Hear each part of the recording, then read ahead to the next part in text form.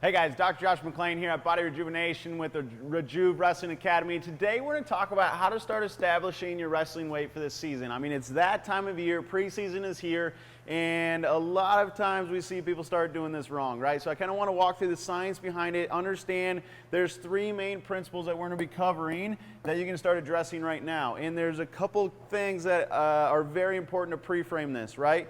All of our wrestlers are growing and developing. So the most important part of their health journey so far is not even here, right? The long run effects of what can happen if we're doing this stuff wrong, if I'm malnutrition, right? Dehydrating myself, my body's not going to be growing and developing, my neural function even isn't going to be growing and developing. Like, all of that stuff is super critical to make sure that we are maximizing that right now during their growth and development. So in the long run, they're going to be healthy in college. They're going to be healthy if they continue on after they're in their seniors, right? They're going to be healthy the rest of their life, right? Like, those are the bigger picture things that all come back to stemming from this and learning a healthy relationship with this weight management process. And again, a lot of people refer to this as a weight cut, and if we do this right, starting now in the preseason, I don't need to cut much weight because I know the science behind what my body's capable of, and I know which weight I should be wrestling at.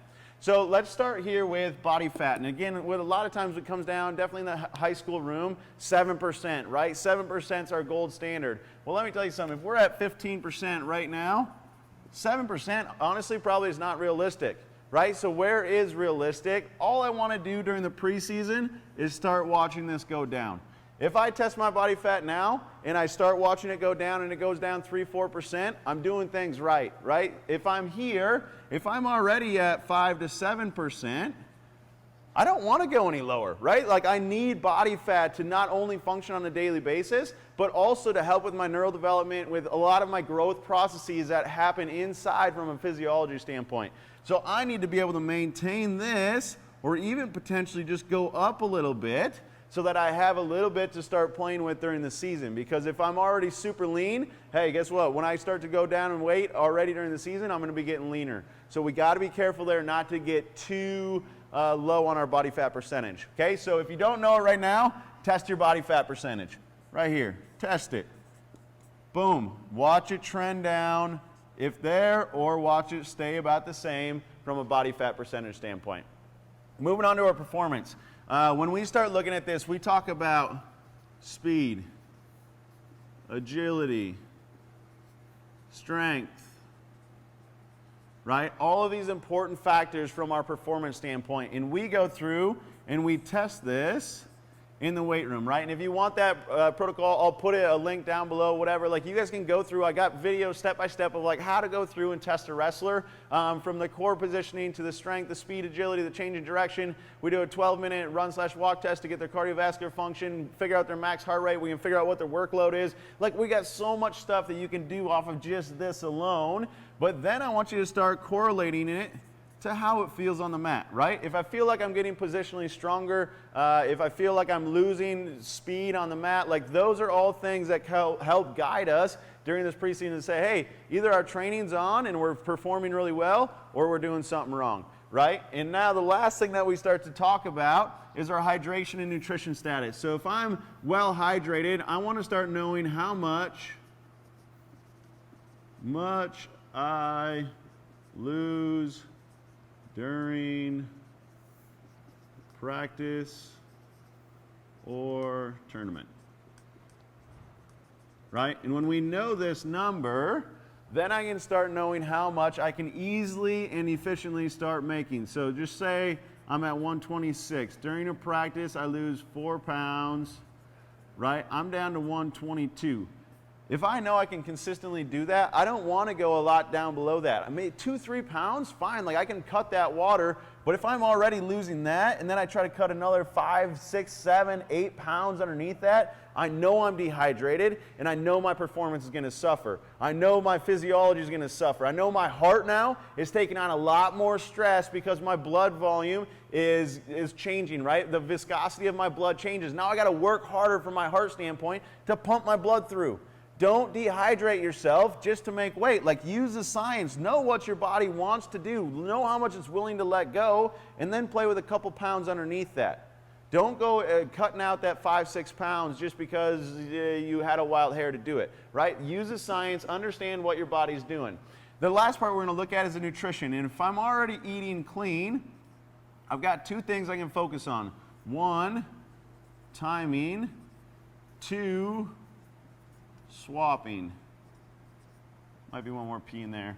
But with that, what I'm talking about with timing is start to take advantage of your pre-workout, your post-workout, your before bed window, right? Like all of those things are going to help you significantly start to tailor your nutrition to enhance your performance, to alter your body fat. They all come together working through that nutrition standpoint. Starting to swap, right? This is where we can start to really fine-tune and tailor a low GI carb versus a high GI carb, right? A lean meat protein versus a fatty protein, or one with high sodium. Like I can start to tailor and swap out different things. Even though it might be pretty clean, there might be certain veggies that I want to put in at certain times throughout my day to help me clean that process up. The last part, if I want to talk about cleaning up nutrition, so not good, not clean, right now, there's 4 things, right? Number 1, I can start to get rid of the junk food, right? Start there. Like get rid of the chips, get rid of the ice cream, get rid of the potato chips, all that junk food that you're taking in, the pop on a daily basis. Start cleaning your stuff up. If somebody comes to me and says, hey, I want to change my nutrition, but they're still eating junk food, they're still putting ice cream in before bed, no, man, I'm not willing to work with you. Why? Because I want the best of the best that are willing and ready to make that change. The second thing, start tracking. See how much you're taking in on a daily basis. Start understanding the science behind, hey, this is how much my body needs. This is how much I'm taking in. I'm going to start gaining weight. I'm trying to cut my body fat. Like, what do I need to do? Where's the balance of what I'm doing, right? The third thing with this, hydration. If you are not drinking enough water throughout the day, most athletes in general should be drinking at least 80 ounces of water, if not over 100, to stay well hydrated. You should be peeing every hour. Right? That's how often I should be peeing, to stay well hydrated going through. Definitely wrestlers where we're sweating out a bunch. So hydration, tracking, start getting rid of the junk food. The last one is start improving your fruits and veggies, right? We know that fruits and veggies, with that comes great carbohydrate sources, but also great fiber sources, which are going to help to start altering my body fat percentage over here. So cleaning up my nutrition in those ways. And if we start talking about meats, again, just lean up the meats, right? Get away from the fatty steaks, the ribs. Let's get more into the chicken, the fish, anything that I have, the lean turkey, anything along those lines, so I can start cleaning up my nutrition. So with that, over the next 10 to 12 weeks, what we should start seeing is my weight start trending in a downward direction. Right now, when I get into season, at the beginning of the season, instead of going in fully out of shape and I have no control of my nutrition, I don't know where my performance is, I don't know if my body fat's trending in the right direction, and I just say, hey, I weigh 126, let's go down, let's think about 112, 100, like 106, like where am I, right?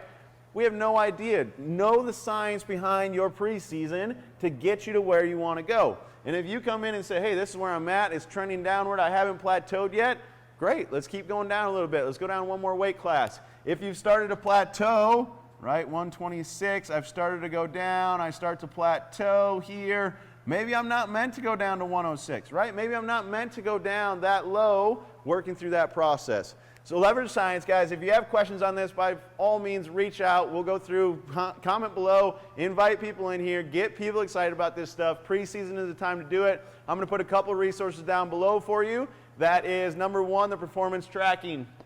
If you guys haven't got these numbers yet, right now, get them done. At the beginning of the season, track them again. See where your performance is at. At the middle of the season, track them again. See if you're losing performance metrics from strength, speed, agility, etc. Then I'm going to also share with you a weight tracker, right? You can track it each week consistently. Just say Sunday morning at 7 o'clock. And every Sunday morning at 7 o'clock, you track your weight. You don't need to do it every day. We can fluctuate quite a bit. But if we have a consistent pattern over the next 10, 12 weeks, we'll start to see the trend starting to improve, staying the same, or getting worse. And then we can start to modify what we're doing. So download those resources. Get after it, guys. Have a great day. Keep impacting the world. Keep spreading smiles. Don't forget to find that invite button and get people in here and get excited about the season.